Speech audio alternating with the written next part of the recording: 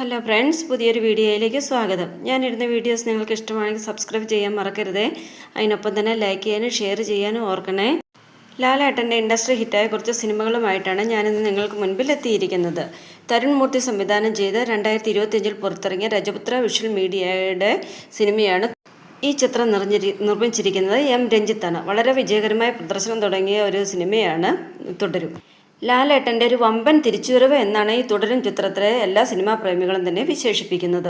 രണ്ടാമത്തെ ചിത്രമാണ് തേന്മാവിൻ കൊമ്പത്ത്. 1994 പ്രിയദർശൻ്റെ സംവിധാനത്തിൽ പുറത്തിറങ്ങിയ ഒരു റൊമാൻറ്റിക് കോമഡി പിക്ചറാണ് തേന്മാവിൻ കൊമ്പത്ത്. ഈ ചിത്രത്തിലെ മോഹൻലാലിൻ്റെയും ശോഭനയുടെയും അഭിനയം വളരെയധികം എല്ലാവർക്കും ഇഷ്ടപ്പെട്ടതായിരുന്നു. ദൃശ്യ മികവ് കൊണ്ടും അഭിനയം കൊണ്ടും വളരെ മികച്ച രീതിയിൽ വിജയം കൊയ്തൊരു സിനിമയാണ് തേന്മാവിൻ കൊമ്പത്ത്. ഇന്നും ആൾക്കാർ ഇഷ്ടപ്പെടുന്ന ഒരു സിനിമ തന്നെയാണ് ഇത്.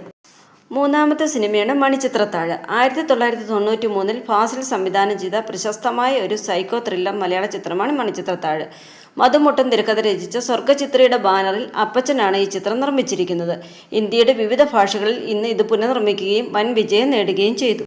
മണിച്ചിത്രത്താഴ് എന്ന സിനിമ പുറത്തിറങ്ങിയതിനു ശേഷം അത് ഷൂട്ട് ചെയ്ത സ്ഥലങ്ങളിൽ സന്ദർശകരുടെ വലിയ തിരക്കാണ് ഇപ്പോഴും അനുഭവപ്പെട്ടുകൊണ്ടിരിക്കുന്നത്. 1994 പ്രിയദർശൻ്റെ സംവിധാനത്തിലാണ് മിന്നാരം എന്ന സിനിമ പുറത്തിറങ്ങിയത്. ചെറിയൻ കൽപ്പകപാടിയുടെ കഥയ്ക്ക് തിരക്കഥയും സംഭാഷണവും രചിച്ചത് പ്രിയദർശൻ തന്നെയാണ്. നിർമ്മിച്ചത് ആർ മോഹനനാണ്. കുടുംബവും ക്യാമ്പസും എല്ലാം ഒത്തുചേർന്ന ഒരു കഥയായിരുന്നു മിന്നാരം. ഇന്നും മലയാളി പ്രേക്ഷകരുടെ മനസ്സിൽ മിന്നാരത്തിന് വലിയൊരു സ്ഥാനമാണുള്ളത്.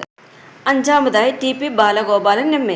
സത്യൻ അന്തിക്കാടിൻ്റെ സംവിധാനത്തിൽ 1986 പുറത്തിറങ്ങിയ ചിത്രമാണ് ടി പി ബാലഗോപാലൻ എം.എ. മികച്ച നടനുള്ള കേരള സംസ്കാർ പുരസ്കാരം ആദ്യമായി മോഹൻലാലിന് ലഭിച്ചത് ഈ ചിത്രത്തിനാണ്. അജയ് ആർട്സിൻ്റെ ബാനറിൽ ടി കെ ബാലചന്ദ്രനാണ് ഇത് നിർമ്മിച്ചിരുന്നത്. ലാലേട്ടൻ്റെയും ശോഭനയുടെയും നല്ലൊരു കോംബോയായിരുന്നു ഈ ചിത്രത്തിൽ നമുക്ക് കാണാൻ സാധിച്ചിരുന്നത്. അതുപോലെ തന്നെ ഇനിയും ഒരുപാട് നല്ല ചിത്രങ്ങൾ ഇവരുടെ കോമ്പിനേഷനിൽ പിറന്നിട്ടുണ്ട്. ഈ വീഡിയോ ഇഷ്ടമായെങ്കിൽ നിങ്ങൾ ലൈക്ക് ചെയ്യാനും ഷെയർ ചെയ്യാനും സബ്സ്ക്രൈബ് ചെയ്യാനും മറക്കരുത്. പുതിയൊരു വീഡിയോയുമായി കാണുന്നത് വരെ താങ്ക്